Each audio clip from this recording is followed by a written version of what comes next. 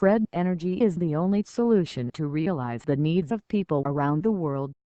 In many developed nations, there has been a gradual adoption of renewable energy systems by consumers, mostly aided by government initiatives and subsidies.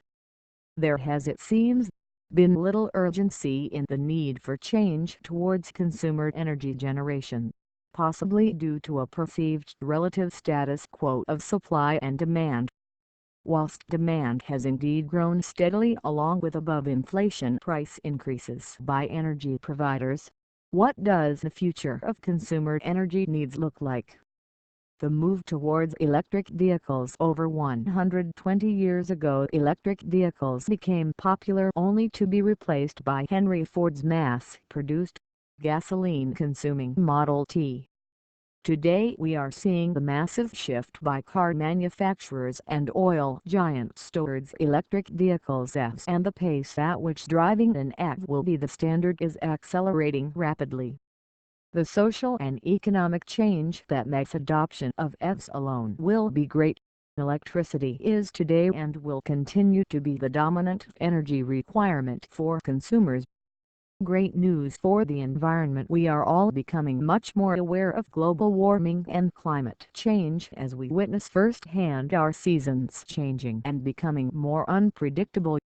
But it is not just about climate change and CO2 emissions. Air pollution contributes to 4.2 million deaths per year. The media is increasingly focusing on environmental issues and gradually planting the subconscious need for greener transport and sustainable living. So, what's the problem? Mass EV adoption is something to look forward to and where Fred Energy is aiming to enter the market.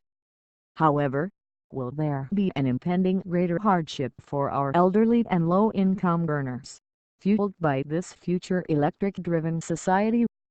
Low-income earners and the elderly are already struggling to make ends meet and often go without heat and lighting because they cannot afford to pay their utility bills.